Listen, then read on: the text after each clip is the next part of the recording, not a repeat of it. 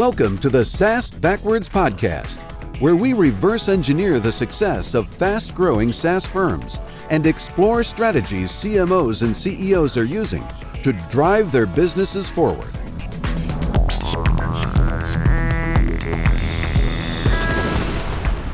Welcome to SaaS Backwards, a podcast that helps SaaS CMOs and CEOs to accelerate growth and enhance profitability. We take a look at what's working for growing SaaS companies, leadership decision-making, and what did and didn't work and why. Our guest today is serial CMO Erez Yereslove. Today, we'll be talking about his work at Globality, an AI-powered platform that helps its customers connect with the best suppliers at the right price for any professional services sourcing need. Hey, Erez, before we get started, please tell our listeners a little bit about yourself and what Globality is out to accomplish. Sure. Thank you. Pleasure being here. So my name is Erez. I've been in marketing for a good quarter century plus. Started actually in analytics and primary research, syndicated research, and then I moved to more branding, performance marketing too many years ago to remember. I've been now at Globality. This is my third year as the CMO. And what we do, indeed, as you said, we use AI-powered platform and technology that we've built almost in a nascent way for about a couple of years before we even going public with that to create unprecedented value for all stakeholders and definitely procurement teams. We create strategic value in any company's sourcing and spend through an easy-to-use digital solution that delivers the best results for every user. We have the categories, indeed, marketing, which is obviously near and dear, but also IT, consulting, HR, and so forth. So really the gamut across sourcing categories and professional services. What's amazing to me, having been on the other side as a buyer for many years before that, is that that solution did not exist and still does not exist other than Globality today, and being able to be matched with the right supplier for any need you have across your entire enterprise. There's a couple of things in there I'd like to unpack. One is from my exposure to procurement people and asking them about this proposition, the competition was really house-developed lists of suppliers, right? There was not anybody really trying to address this marketplace in a holistic way. Yeah, best case scenario when you say a list. So those companies that do have CPOs, chief procurement officers, and so on, did have a list and so forth.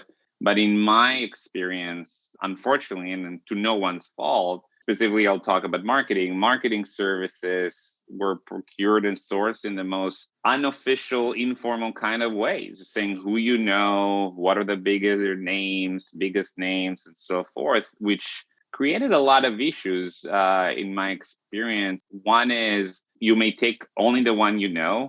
I've known many CMOs that just took their service supplier, the agency they know of, versus the one that is actually the best fit for them. It limits your capabilities, meaning if you specific expansion, geographical, or new segments in society and in different populations and so forth, you're limited by those capabilities of whatever agency you use and so on. So having it open up and be able to expand your capabilities is a game changer for all CMOs that I can think of.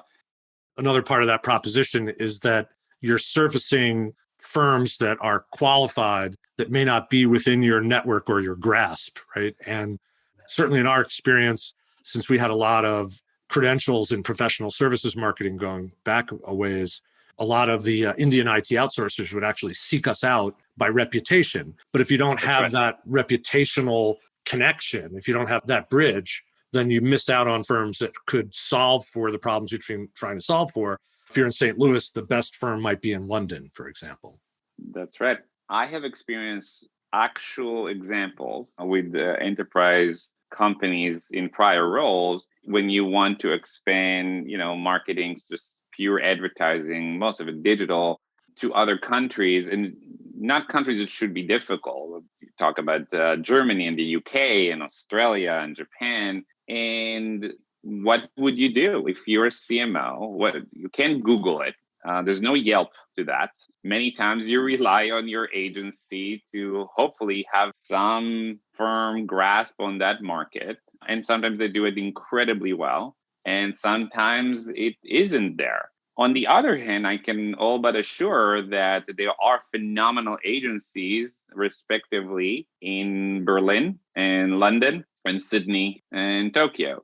And they cannot talk to those enterprise stakeholders and decision makers because there's no access there. I want to also add to that is that a lot of what we do offer is actually your current, you can call it incumbent suppliers, and it is indeed in marketing, IT, legal, and so forth. And that's part of that. Now, you could see the different capabilities and it's compared in a better way. One of the things I've also noticed, and again, this is my prior experience, the old RFP. One of the things we've been saying in marketing for Globality is that no one likes the RFP. Truly, no one. I've never seen buyer, seller, supplier. No one likes this. Everybody hates it. Everybody hates it. And everybody knows that everybody hates it. But, it's sort of the cop-out was, this is the best thing we have. Well, we do have something better now. But if you start digging a little deeper, why people hate the RFP? Well, besides it is sort of this antiquated process that hasn't changed in 30, 40, 50 years. Why is that? Well, the scoping is not done incredibly well. I remember in former role, we had workshops with marketing to have our best RFP writer to teach the rest how to do it. That doesn't make a lot of sense. We have now the technology and our AI bot, we call it Glow, G-L-O, works with you, that is a strategic partner, to actually get the right information and provide to the suppliers, could be your current suppliers, what are your needs? I've seen the other side of that when it doesn't work that way, how many times we have the words bloat and scope creep. That happens a lot. And it's funny, sometimes I've seen on the client side, people can get frustrated. It's sort of,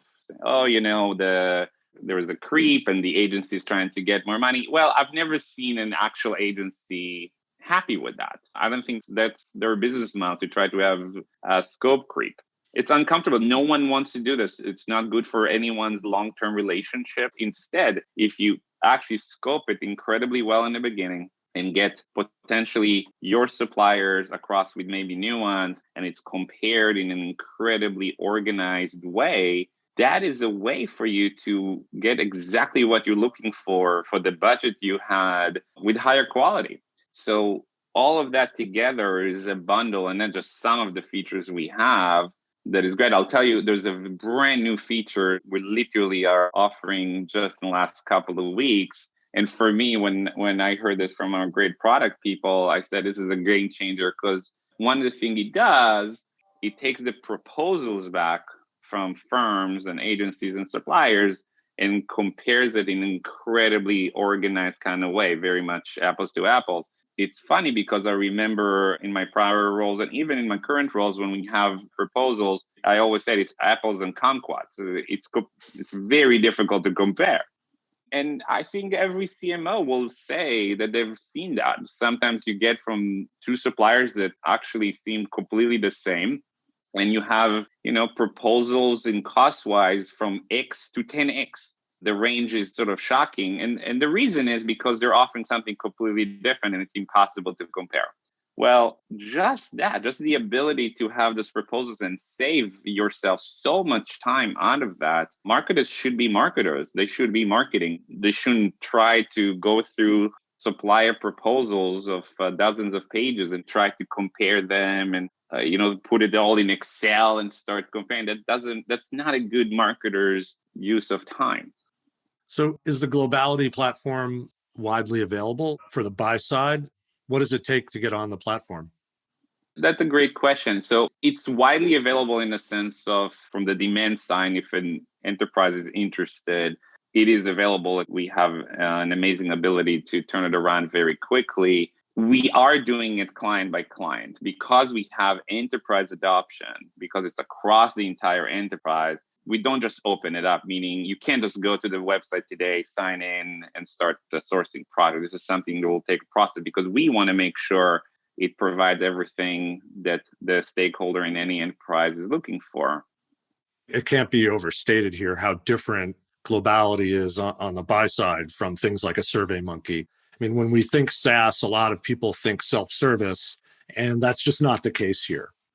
So it's interesting. You're right in the sense of, as I said, no one can go into the platform and the website today and start logging in and start sourcing. We do want to have the conversation, making sure it's enterprise adoption. At that point, though, it's completely self-serve. I would argue it's the most intuitive experience that could be, which is the opposite of a lot of such technologies. And we do provide demos, and we have a phenomenal team of very experienced customer success folks that can help you. But at the end of the day, it is self-serve. So we're not just in the B2B realm, we're in the B2E, business to enterprise, but we have built an experience that would be akin to e-commerce, B2C, that is that intuitive. You don't need an instruction manual when you go to Amazon and so forth. And that's how we do that. Once you log in, if you're a user in an enterprise adoption company and a client of ours, you can log in and you can source anytime. The sale or the relationship is really at the enterprise level, but the action is really pushed down to the departmental and user level, right?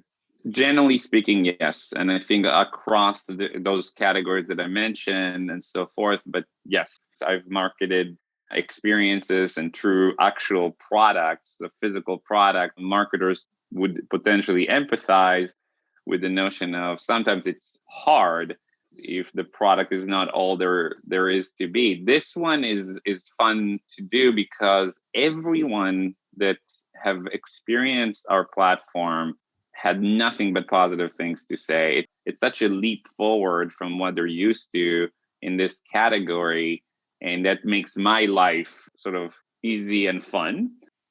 One of the things we agreed we want to talk about was sort of the application of AI to sourcing professional services. And what are the opportunities there? How does that change the game for suppliers who might be surfaced in ways they could never have been before? I mean, it seems like there's actually a real positive that can come out of using this technology to make connections between organizations that might not have occurred before.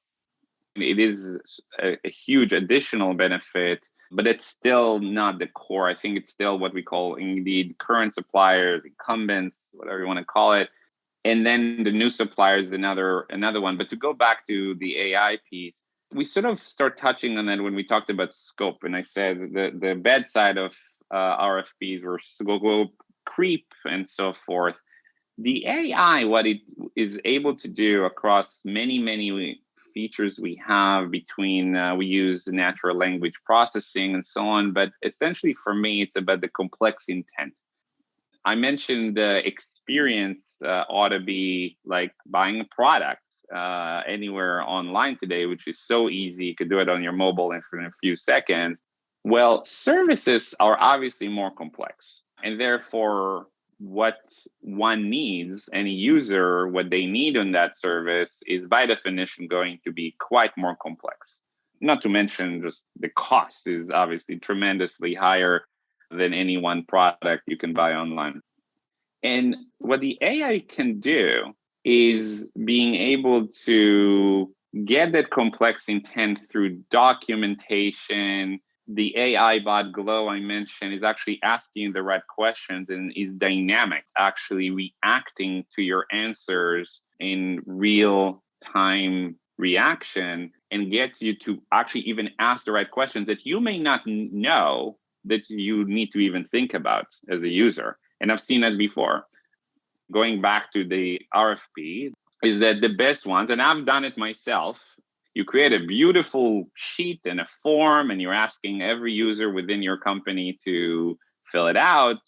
Well, the best form you can have and the longest form you can have most probably will not be able to capture all the use cases for every possible service need. How could that even be? If you need an agency of record versus a branding exercise versus a performance marketing, and I'm just in the marketing category right now, how could one form possibly capture all of this? Well, again, the AI bot Glow actually works with you to ask the right questions, things that you haven't even asked yourself if it's even needed. I'll give you an example that is near and dear to me as well. One of the questions we have, and we know a lot of enterprise customers really, really care about the following, is that we ask about when you look for suppliers, about the diversity and minority-owned firms. That may be something that actually your company cares about. A lot of companies in the US have a great commitment to increase their sourcing with minority and diversity-owned firms. And yet for the actual end user, again, how do you do that? You can't Google that. It's incredibly difficult. Unless you heard of someone, unless you read something somewhere, how would you possibly source something like that? Our Glow bot actually asks you that question in reaction and can use that in part of the matching later on. Now, by the way, in the matching, you do get multiple options, many options, definitely your current suppliers that you can choose from at the end. So it's still your choice. It's still your selection at the very end of that. We don't just tell you, here's your one option. We just tell you, here are all the options that we believe are great fit based on the AI. And going back to the question on AI, it really can use millions of data points. No person and no army of people can actually figure that one out. When we talk about complex intent, the AI is able to decipher and uncover connections that no human brain can do. I think it's maybe good to talk a little bit about the reality of sourcing of professional services on the buy side a little bit, in that the firms are letting out smaller contracts more frequently for more, what they hope are more defined missions. And so that creates an incredible workload on the buyers to figure out which is the right supplier. Again, we might have a list of 10 or 12 or 20 or more incumbents.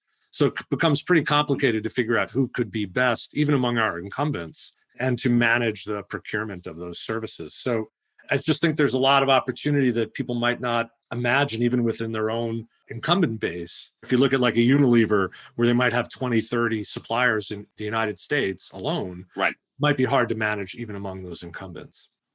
That's exactly right. And I would argue, so some of those big enterprises, many of them would use the largest agencies in the world, and that's great, and they should continue. But to your point, how do you uncover the right capabilities, and how do you even tell them exactly what you're looking for? How do you create essentially what we call the brief in the best possible way? So indeed, you're getting what you need, and they're putting the best people that are the best fit for that particular need every time. Because some of them, they could have, hundreds of thousands of people. How do you make sure you find the right team for you? Well, it starts with that intake of the data and how we do it in a dynamic way. And then they can do a much better job for you. One of the things I mentioned, cost savings. One of the things I know marketers care deeply about, I know I do, is speed to market. When you go through this antiquated RFP process, best case scenario, it's weeks. Best case scenario, it could easily get to months. Well, there's no real need for that. If you do this, the intake can take literally in a couple of hours, and you can get the proposals, and what would have taken weeks to months can take hours, maybe a couple of days. So we've been talking a lot about the buy side on the platform, and we've talked about you have both a chicken and an egg problem here.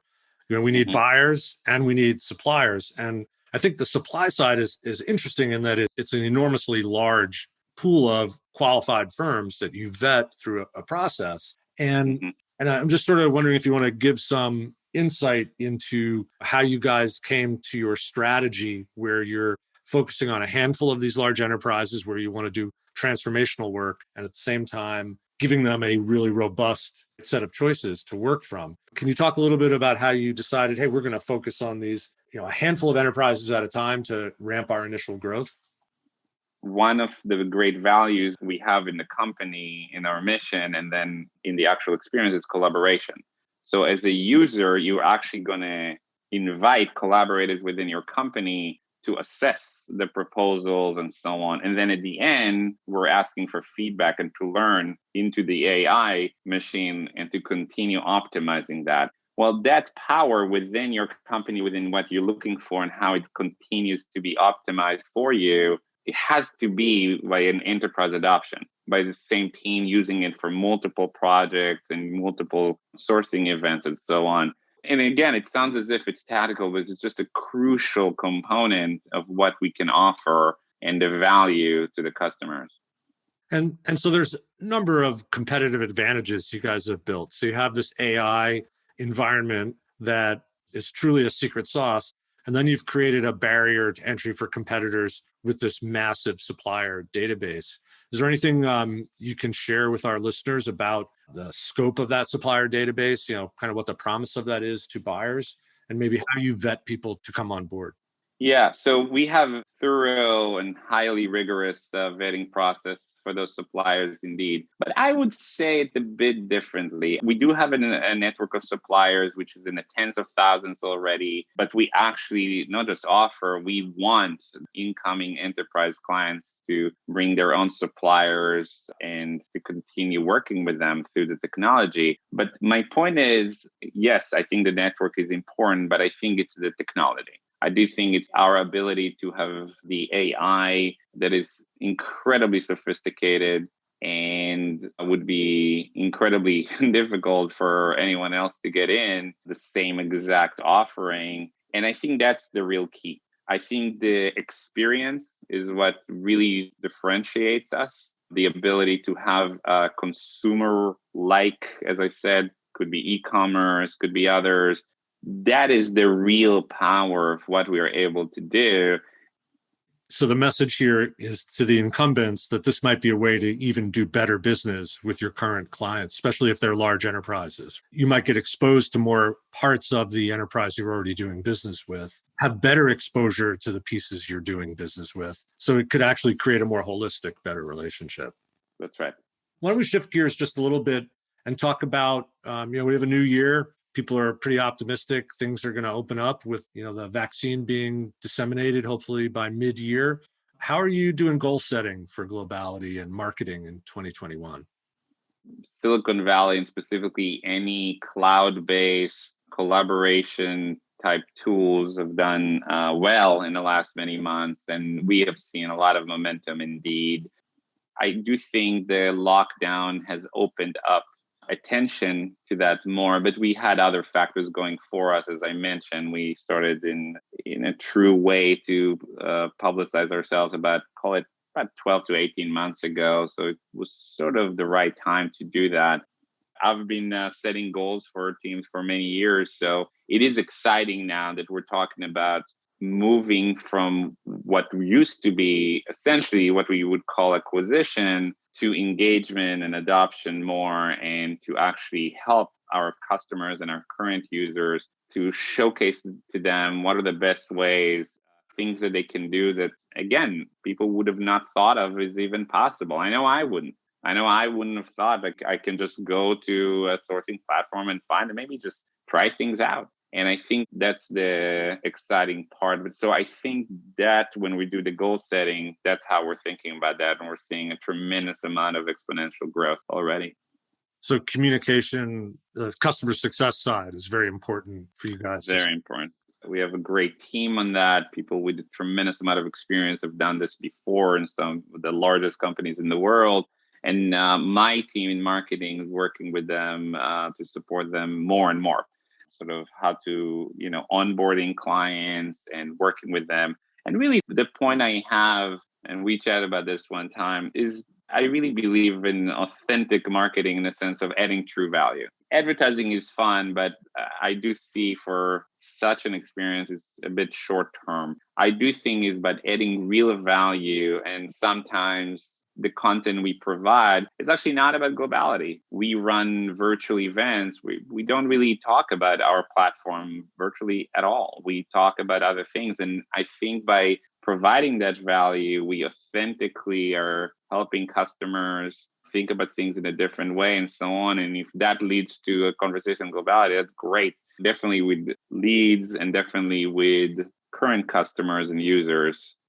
Well, yeah, I mean, that you just made the case for thought leadership, right? That if we want to sell at the executive level, we kind of have to meet them where they are, not necessarily where we want to be. Absolutely.